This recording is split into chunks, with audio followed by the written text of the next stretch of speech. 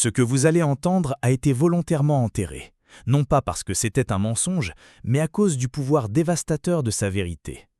Allan Kardec n'était pas seulement un érudit, c'était un transcripteur, quelqu'un qui a osé coucher sur le papier ce que les esprits des morts lui murmuraient à l'oreille, tandis que le monde choisissait de ne pas écouter. Il parlait non pas d'une fin, mais d'un commencement, non pas d'un jugement, mais de retrouvailles, non pas d'un repos éternel, mais d'un but renouvelé. Si vous avez déjà ressenti un vide que la religion n'a pas pu combler, si le mot mort suscite plus de questions que de réponses, alors vous n'êtes pas ici par hasard. Votre âme vous a amené à écouter un écho de votre propre foyer.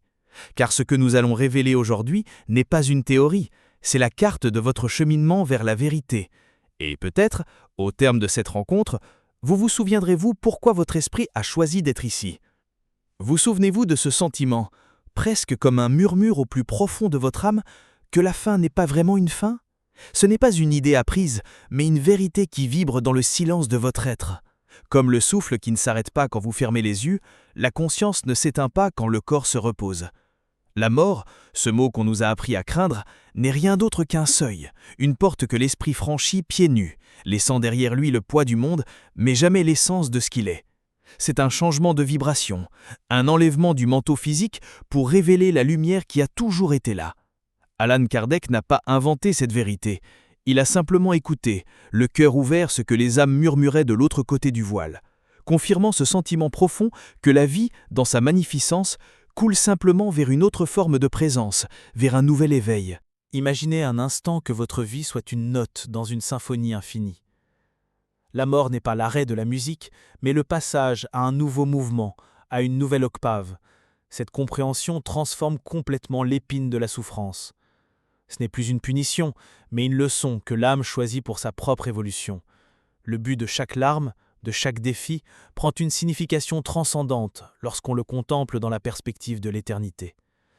La présence de ceux qui nous ont quittés ne s'estompe pas, elle se transforme. Elle devient le vent qui effleure votre visage, l'intuition qui vous guide en silence. Telle est la vérité fondamentale que Kardec nous a léguée. La mort est une illusion de la matière, mais la vie de l'esprit est la seule réalité pérenne, un fleuve qui ne cesse de couler vers l'océan de la conscience universelle. Pensez à une graine. Pour que l'arbre naisse, la graine doit se briser. Elle doit connaître sa propre mort pour laisser place à une vie meilleure. Tel est notre cheminement. Chaque existence est un cycle de semai et de récolte. Et la mort n'est que le moment de la moisson, où l'âme recueille les fruits de ses expériences pour nourrir sa prochaine floraison. Ce n'est pas une vaine consolation, mais la mécanique sacrée de l'évolution. Lorsqu'un être cher s'en va, il n'est pas perdu dans un abîme de néant. Son esprit, libéré, entame un voyage de retour vers lui-même, une réunion avec sa propre essence, se préparant à poursuivre son destin. Cette compréhension n'efface pas la douleur de l'absence, mais la baigne d'une lumière d'espoir, transformant le deuil en une certitude sereine que l'amour, comme l'âme, ne connaît pas la mort. La science de l'esprit, telle que Kardec l'a explorée, ne cherche pas à créer une religion, mais à révéler une loi naturelle voilée par la peur. C'est une carte de la conscience, montrant que le voyage ne s'arrête pas au bord du gouffre. Il existe un chemin à suivre, riche en activités, en apprentissage et en retrouvailles. L'éveil à cette réalité ne survient pas soudainement, c'est un processus graduel comme l'aube. Il commence par une étincelle de curiosité, par le sentiment qu'il existe quelque chose de plus et peu à peu, il illumine toutes les ombres de l'existence. Comprendre la continuité de la vie est le premier pas vers la perte de la peur de la mort et, plus important encore, vers une vie plus profonde, consciente que chaque acte, chaque pensée, tisse la tapisserie de notre éternité. Ainsi, tandis que le monde des hommes s'accroche au visible, au tangible, une vérité murmure dans le vent. La vie continue. L'esprit ne s'arrête pas, ne dort pas, ne s'éteint pas. Au contraire, il est libéré. Il entre dans la phase la plus lucide de son existence, où la conscience s'élargit et où la mémoire de l'âme devient cristalline. La mort physique est, par essence, la véritable naissance à une réalité plus vaste, un retour aux sources dont seul l'esprit se souvient. Ce n'est pas la fin de la conversation, mais simplement le bruit de la porte qui s'ouvre, vous invitant à observer ce qui se passe juste après la chute du rideau de la vie terrestre, révélant une phase vibrante d'activité et d'apprentissage incessant. Une fois ce seuil franchi, que pensez-vous qu'elle trouve? Un rêve sans fin? Un repos éternel dans le néant? C'est une idée née de la fatigue du corps et non la vérité de l'esprit. L'esprit est énergie, mouvement, pure conscience en expansion. Après la mort du corps, l'âme ne s'arrête pas, au contraire, elle est libre pour l'action véritable. C'est l'éveil à un état de lucidité que la matière obscurcit souvent. Imaginez une rivière qui, après avoir traversé une étroite gorge rocheuse, s'ouvre sur une immense vallée. Tel est l'esprit. Son but n'était pas d'atteindre la gorge, mais de la traverser pour poursuivre son voyage. L'inactivité est une illusion. L'évolution est la seule loi. Et cette évolution se nourrit d'une activité constante, d'un apprentissage que nous pouvons à peine concevoir, une vérité que Kardec a osé cartographier. Dans le silence de cette nouvelle présence, débarrassé des distractions du monde, l'esprit est invité à une rencontre intime avec lui-même. Il n'y a pas de juge avec un livre de jugement, mais un miroir d'une clarté infinie, sa propre conscience. Là, sa vie entière se déroule, non pas comme un film d'événements, mais comme une tapisserie d'émotions, d'intentions et de conséquences. Chaque choix, chaque non-dit, chaque geste d'amour. Il peut ressentir comment ses actions ont touché d'autres âmes, source de sa propre souffrance et de celle des autres. Ce n'est pas une punition, mais la plus profonde leçon de responsabilité et d'amour. C'est un moment de vérité absolue, un éveil parfois douloureux, mais immensément libérateur, où l'âme comprend enfin les lois subtiles qui régissent l'existence et son propre chemin d'évolution. Cet apprentissage va au-delà de la simple révision. Le plan spirituel est une immense école, où la vibration de la connaissance circule librement. Des esprits sages, des mentors qui ont déjà parcouru le chemin guident les nouveaux venus. On étudie la nature de la pensée, comment son énergie crée des réalités. On découvre les liens qui nous unissent, comment l'amour est un fil de lumière ininterrompu, et comment le ressentiment est une chaîne qui nous emprisonne. C'est un profond processus de guérison, où l'âme se débarrasse des masques, des peurs et des blessures qu'elle portait. C'est ici que les enseignements de Kardec cessent d'être théoriques pour devenir une expérience vécue, un guide pour naviguer dans l'océan de la conscience et comprendre le véritable but de chaque expérience terrestre. Et dans ce processus d'apprentissage et de guérison, l'âme découvre que la plus grande joie réside dans le service. De nombreux esprits, animés d'une compassion qu'ils comprennent désormais pleinement, se consacrent au secours. Ils descendent dans les zones les plus denses du plan spirituel pour secourir d'autres âmes troublées par la mort, prisonnières de leurs peurs ou de leurs attachements. Tels des phares dans le brouillard, ils offrent leur lumière, leur présence sereine, pour guider leurs frères et sœurs vers l'éveil. Ce travail est fondamental pour leur évolution, car en aidant les autres, ils s'aident eux-mêmes, accélérant leur propre purification. Ils comprennent que la conscience individuelle est liée à la conscience de tous et que le véritable progrès est toujours collectif. Alors que l'esprit s'immerge dans ce tourbillon d'activités, apprentissage, service, guérison, une vibration familière commence à résonner en lui, un écho d'amour, une mélodie que son âme n'a jamais oubliée. C'est l'appel de ceux avec qui il a partagé un lien profond sur Terre. Car au cœur de tout ce travail d'évolution et de découverte de soi, la loi la plus puissante de toutes entre en action, la loi de l'affinité. Les retrouvailles ne sont pas une simple coïncidence, c'est une conséquence inévitable de l'amour cultivé. Et c'est vers cette vibration, vers cette étreinte tant attendue, que le cœur de l'esprit commence à être doucement attiré. Il existe une loi plus ancienne que les étoiles, une vérité que l'âme connaît, même si l'esprit l'oublie. L'amour est un aimant. Ce n'est pas de la poésie, c'est de la physique spirituelle. Chaque lien d'affection sincère crée une vibration unique, un chant que deux esprits composent ensemble. Et après la mort, dans le silence du plan spirituel, cette mélodie devient un phare. Les retrouvailles ne sont pas un heureux hasard, c'est un rendez-vous inévitable. L'esprit ne s'égare pas. Il est attiré, guidé par la fréquence inimitable des cœurs qu'il a aimés. C'est peut-être la révélation la plus réconfortante que Kardec ait retranscrite des murmures de l'au-delà. L'amour non seulement survit à la mort, mais est la carte du retour à la maison, le chemin vers les bras que l'âme désire ardemment. Imaginez ce moment. La confusion du réveil commence à se dissiper et soudain une présence familière illumine tout autour de vous. Ce n'est ni un souvenir ni un rêve. C'est le visage, le sourire, l'énergie de celui que vous avez pleuré, debout devant vous, vibrant d'une vitalité que la vie terrestre ne pourrait contenir. La reconnaissance est instantanée, une étincelle au plus profond de votre conscience.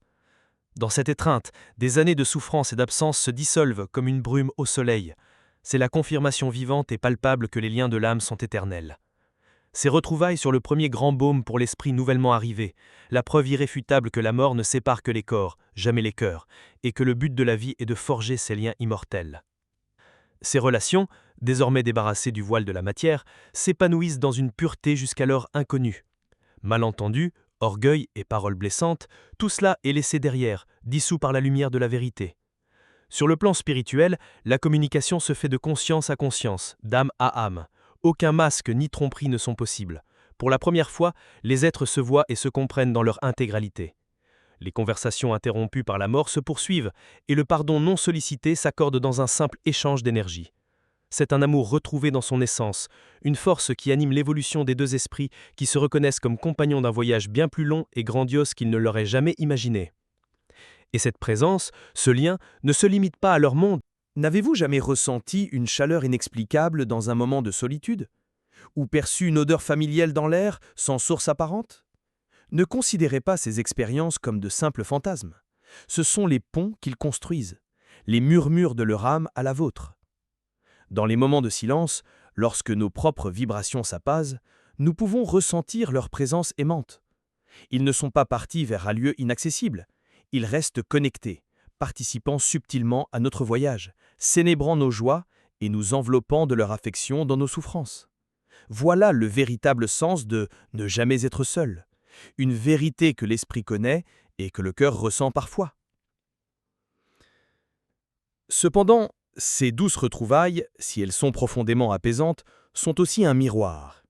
En compagnie de ceux qui ont évolué, l'esprit nouvellement arrivé prend davantage conscience de ses propres imperfections, des fardeaux émotionnels et des attachements qu'il porte encore de sa vie terrestre. La joie des retrouvailles lui apporte la force et le réconfort nécessaires pour ne pas se sentir seul dans la prochaine étape de son cheminement. Car après l'étreinte, un voyage intérieur commence, un processus nécessaire d'adaptation à sa nouvelle réalité et de guérison des blessures que l'âme porte encore en elle, se préparant à lâcher prise sur ce qui ne lui sert plus. Tout comme un voyageur a besoin de temps pour s'acclimater à une nouvelle terre, l'esprit a besoin d'un moment pour comprendre son nouvel état. Le passage par la mort est un changement vibratoire si profond que, pour beaucoup, la conscience met du temps à assimiler la nouvelle réalité. C'est un éveil progressif.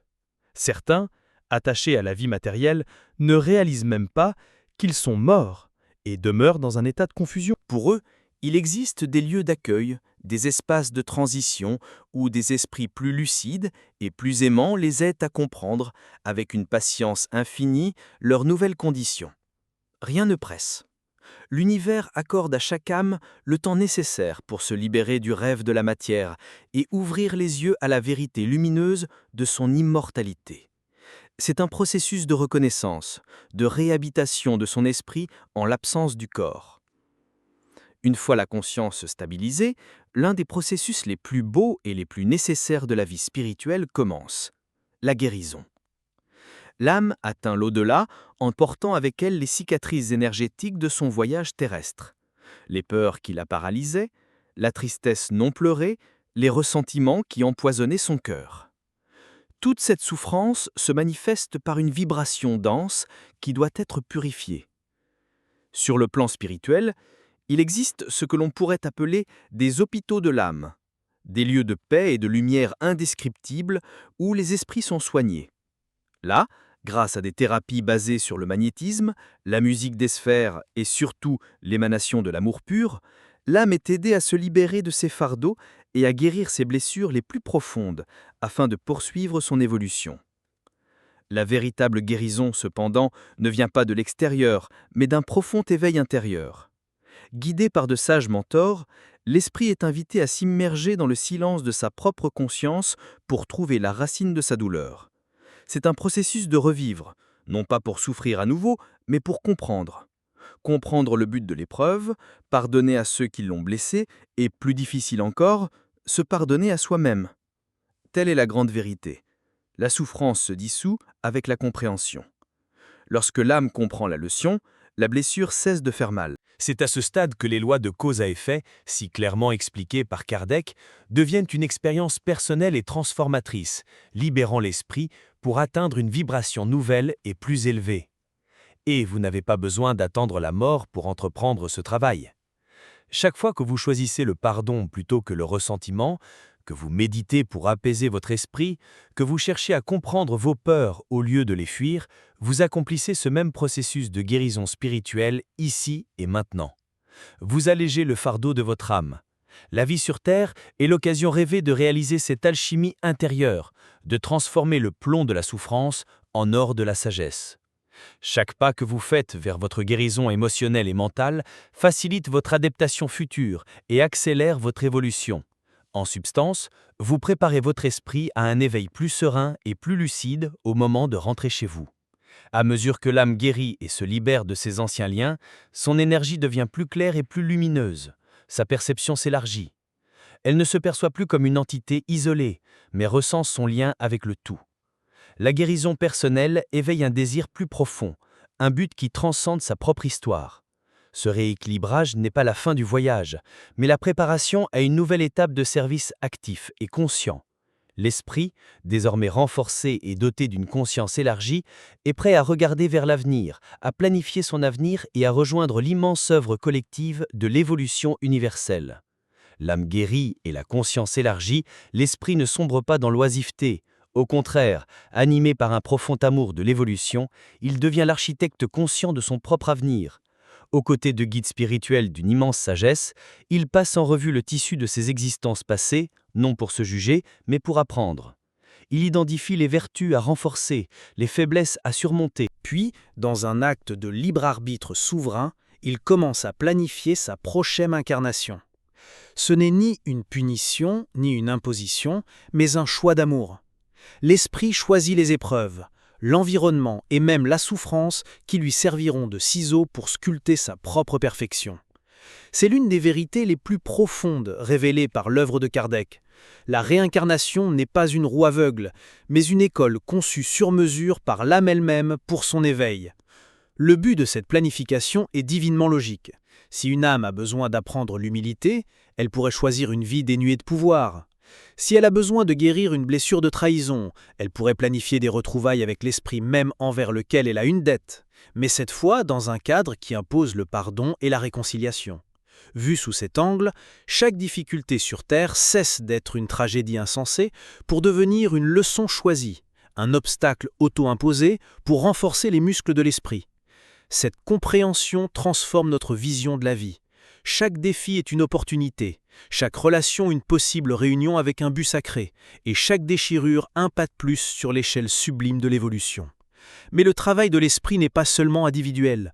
L'âme guérie et consciente rejoint l'immense symphonie du travail universel.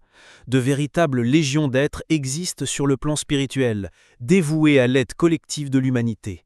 Leur présence invisible est une force constante qui propulse le monde vers le bien. Ils inspirent les scientifiques dans leurs découvertes, murmurent des idées de paix aux dirigeants mondiaux et protègent les artistes afin qu'ils créent des œuvres qui élèvent la conscience collective. Ils sont les jardiniers silencieux de l'âme humaine, travaillant sans relâche pour faire fleurir la vérité, la beauté et la bonté dans un sol souvent aride. Leur champ d'action est la conscience humaine, et leurs outils sont l'intuition, l'inspiration et une vibration d'amour incessant. Cette aide devient particulièrement palpable en période de grande souffrance sur Terre. Lors de catastrophes naturelles, de guerres ou de pandémies, ces esprits travailleurs se mobilisent en masse. Ils descendent dans les zones de conflit énergétique pour apaiser le désespoir, accueillir avec amour les âmes qui se désincarnent en masse, renforcer les équipes de secours et inspirer des actes de solidarité et de compassion. Et bien sûr, ils communiquent. Par l'intermédiaire de médiums sérieux et dévoués, comme ceux étudiés par Kardec, ils transmettent des messages de réconfort aux cœurs endeuillés, guident ceux qui sont perdus et réaffirment à maintes reprises la vérité que la mort n'existe pas et que l'amour est le seul véritable lien. Leur œuvre est un pont de lumière constamment tendu entre les deux mondes. Ainsi, en regardant au-delà du voile, nous ne découvrons pas un vide, mais un univers vibrant d'activité, de buts et d'amour organisé.